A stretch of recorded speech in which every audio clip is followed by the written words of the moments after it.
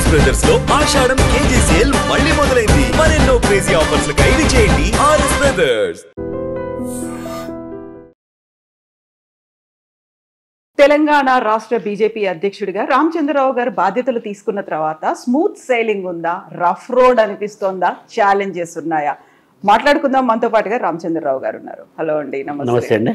Congratulations. ఎవరు అనుకోలేదు రామచంద్రరావు గారు వస్తారు అని, మీరు అనుకున్నారా? మా పార్టీలో అనుకున్నది జరగదు, అనుకోని జరుగుతుంది. అది కాకుండా చాలా చాలా పోటీ కనిపించింది. పోటీ తర్వాత సడన్ గా మీ నేమ్ బయటకు వచ్చింది, మీరే కొత్త అధ్యక్షుడు అవుతారు అనుకున్నాడు. బోల్డంతా నిరసన గల అసంతృప్తి కూడా కనిపించినట్టుంది. మీరు చూసారా?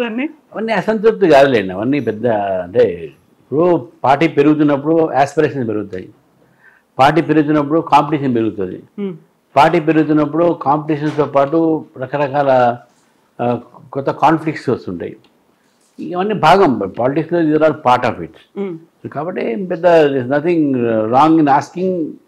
బట్ రాకపోతే కలిసి మెలిసి పనిచేసేటటువంటి ఆలోచన నాకుందే, వాళ్ళకు కూడా ఉన్నది, ఎవరికి అడిగిన వాళ్ళకి కూడా ఉన్నది. కాకపోతే బోల్డ్ అంత మంది పేర్లు వినిపించారు. ఈ సామాజిక సమీకరణాల దృష్ట్యా వీళ్ళు అవుతారు, వీళ్ళకి సీనియారిటీ ఉంది కాబట్టి వీళ్ళు అవుతారు, లేదు పిఎం మోడీ పిలిచారు కాబట్టి వీళ్ళు అవుతారు, బోల్డ్ అని పేర్లు వినిపించాయి కదా. అవన్నీ డిసప్పాయింట్మెంట్స్ అయితే కనిపించాయి కదా.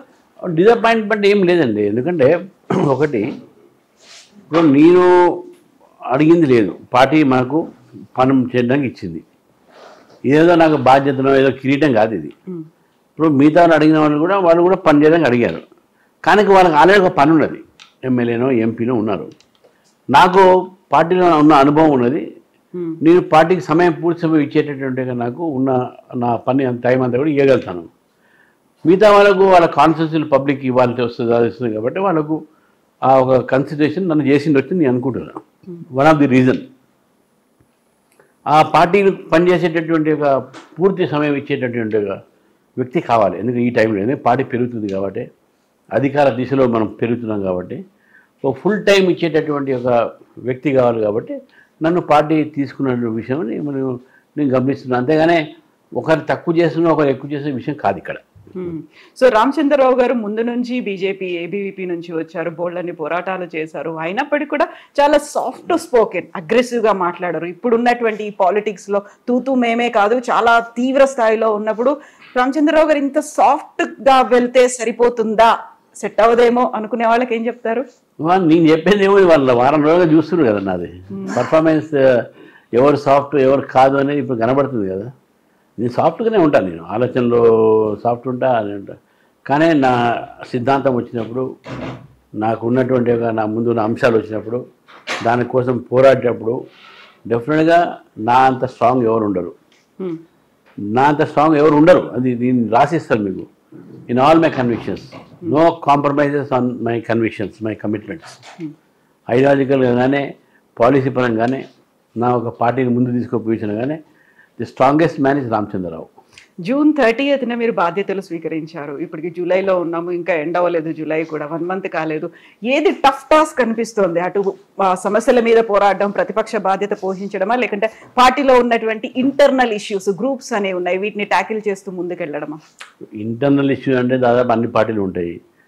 ఫర్ ఎగ్జాంపుల్ కోమటి రాజగోపాల్ రెడ్డికి రేవంత్ రెడ్డికి లేదా, కవిత గారికి కేటీఆర్ లేదా, కవిత గారికి కేసీఆర్ లేదా, సోనియా గాంధీకి ప్రియాంక లేదా, ఇవన్నీ ఉంటాయి. అవన్నీ పెద్ద మనము రాహుల్ గాంధీకి ప్రియాంక గాంధీతో ఉండొచ్చు. నేను ఏమంటున్నానంటే these are all part of the politics. మనము ఏదో ఇంటర్నల్ ఇష్యూస్ వచ్చినాయంటే నేను దాని మీద కన్నా ఎక్కువ పార్టీ పెరుగుదల మీద నేను సమయం ఇస్తున్నాను. ఇంటర్నల్ ఇష్యూస్ అన్నీ కూడా మా అధిష్టానం దావాలు తీసుకుంటారు. ఏ ఉన్నా కూడా మనిషి అన్న తర్వాత కొన్ని భేదభావాలు ఉంటాయి. Everyone will not think alike, but everyone will be one when time comes. అది నా నమ్మకం. కాకపోతే ఇప్పుడు మీరు చెప్పినటువంటి ఈ పార్టీలు కావచ్చు, ఆ నాయకులకి బీజేపీకి ఉన్నటువంటి సైద్ధాంతికంగా ఉన్నటువంటి నిర్మాణపరమైనటువంటి ఒక పటిష్టంగా ఉంటుంది అనేది ఉంటుంది. ఇందులో ఇలాంటి గొడవలు కావచ్చు, ఇలాంటి గ్రూప్స్, రాజకీయాలు అనేవి ముందు నుంచి కనిపించలేదు కదా బీజేపీ? లేదు, ఎందుకంటే మేము పెరుగుతున్నాం కాబట్టి ఇది ఏదైనా పెరిగే టైంలో కొంత ట్రాన్స్ఫర్మేషన్స్ అయినప్పుడు ఈ చిన్న చిన్న హికప్స్ ఉంటాయి. బట్ అవి చూసి మనం బెదరాల్సిన అవసరం లేదు, అది చూసి నిరుత్సాహపడాల్సిన అవసరం లేదు, నిర్వీర్యం కావాల్సిన అవసరం కూడా లేదు. అంతే. అయితే మేము పెరుగుతున్నాము అనుకున్నప్పుడు ఎవరైతే కింది స్థాయి నుంచి వచ్చారో కార్యకర్తలు వాళ్ళకి ఇవ్వాల్సినటువంటి సముచితమైనటువంటి న్యాయం గౌరవం దక్కలేదు. బయట నుంచి వచ్చిన వాళ్ళతోనే ఈ పొల్యూషన్ అనేది ఎక్కువైంది అని ఇంటర్నల్ గా వినిపిస్తున్నటువంటి మాట ఏమంటారు? తప్పది. మేము ఎవ్వరిని కూడా బయట అనుకోం. పార్టీలో చేరిన తర్వాత మా పార్టీ వాళ్ళే, అది ఎవరైనా కానీ మా పార్టీలో చేరాలనే మేము అడుగుతున్నాం. పార్టీ పెరగాలంటే కొంత రావాల్సిందే కదా. పార్టీ పెరగాలంటే బయట నుంచి కూడా రావాల్సింది. పార్టీ పెరగాలంటే కొత్త నాయకత్వం కూడా రావాలి. సో మాకు వేషజాలు లేవు, అటువంటి భేదభావాలు లేవు. ఇవన్నీ కూడా ఏంటంటే పార్టీ పెరుగుతుంది కాబట్టి కొంతమంది సిస్టమ్స్ ఉన్నటువంటి నేరేషన్, మెయిన్గా మీడియా హౌసెస్, కాంగ్రెస్ పార్టీకి సంబంధించినటువంటి బీఆర్ఎస్ పార్టీకి సంబంధించిన కొన్ని మీడియాలు ఉన్నాయి. వాళ్ళు క్రియేట్ మా పార్టీకి అటువంటి ఫీలింగ్ ఏం లేదు. మేము వాళ్ళకి ఎంపీలు ఇచ్చినాం, ఎమ్మెల్యేలు ఇచ్చినాం, వాళ్ళకు మనకు చేస్తున్నట్టు మా కార్యకర్తలు ఎవరు కూడా వెనక ఊళ్ళో అందరూ పని చేస్తున్నాం కదా. ఎవరు కూడా ఆయనకి ఎందుకు ఇచ్చిన అడగట్లే. దిస్ ఆల్ మీ అందరికీ రెస్పెక్ట్ని ఇస్తామని చెప్పి చెప్తున్నాం. అది చేస్తా కూడా చెప్తున్నాం మేము. కాకుంటే ఇది బయట వాళ్ళు సృష్టిస్తున్నారు అన్నప్పటికీ కూడా మీ పేరు వచ్చింది అనుకున్నప్పుడు ఇమ్మీడియట్గా వచ్చినటువంటి వాయిస్, లౌడ్ వాయిస్, ధిక్కార స్వరం అంటారు దాన్ని, రాజాసింగ్ గారు బయటకు వచ్చారు, ఆయన మాట్లాడారు. చివరికి ఆయన నేను లవ్ లెటర్ రాస్తున్నాను, మీకో దండం, మీ పార్టీకో దండం అంటూ ఆయన లెటర్ రాశారు. ఆ ఇష్యూని ఎట్లా చూస్తారు మరి మీరు? ఇప్పుడు కొత్త ఏం లేదు కదా దాంట్లో. Early also it has happened. ఇప్పుడు కొత్తగా ఏదో పెట్టాలంటే కాదు కదా. ఆయన ఇంతకుముందు వాళ్ళు చేశాడు కాబట్టి సరే, అది అధిష్టానం తీసుకున్న నిర్ణయం.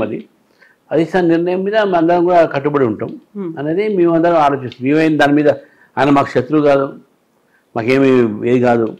ఆయన ఏదో ఇచ్చాడు, అది అదేది అందరూ చూశారు. పార్టీ క్రమశిక్షణతో ఉండాలనేటటువంటి ఆలోచన ఉంటుంది. కానీ ఒక్కటి ఈ సందర్భంగా చెప్తున్నాను, no one is above party. రేపు నేను కూడా ఈ పార్టీ కన్నా పెద్ద కాదు. Everyone is a party worker. నేను ప్రెసిడెంట్ అయినా మాత్రం ఏంది, నీ పార్టీ కార్యకర్తని. నేను ఎంపీ అయినా మాత్రం ఏంది, నీ పార్టీ కార్యకర్తని. నేను ఎమ్మెల్యే అయితే ఏంది, నీ పార్టీ కార్యకర్తని. పార్టీ కన్నా పెద్ద నేను అని ఆలోచించే వాళ్ళకు ఈ పార్టీలో ఏదో ఒక రోజు వాళ్ళకు తల వంచక తప్పదు, వాళ్ళు ఏదో దగ్గక తప్పదు, ఏదో ఒక రోజు వాళ్ళు రియలైజ్ కాక తప్పదు. తప్పకుండా రియలైజ్ అవుతారు, అదే పొరపాటు చేసినాం. పార్టీ తల్లి లాంటిది, మన తల్లిని మోసం చేయకూడదు, దగా చేయకూడదు. తల్లి కన్నా నేను పెద్ద అనుకుంటే ఎట్లా? ఢిల్లీకి రాజైనా తల్లికి కూర్చే కదా. సో ఇది బీజేపీకి మేము అందరం పిల్లలు అంటున్నాం. వీఆర్ ఆల్ వన్ ఇక్కడ అనే భావన మాకు ఉంటుంది. అంతేగాని no one is above party.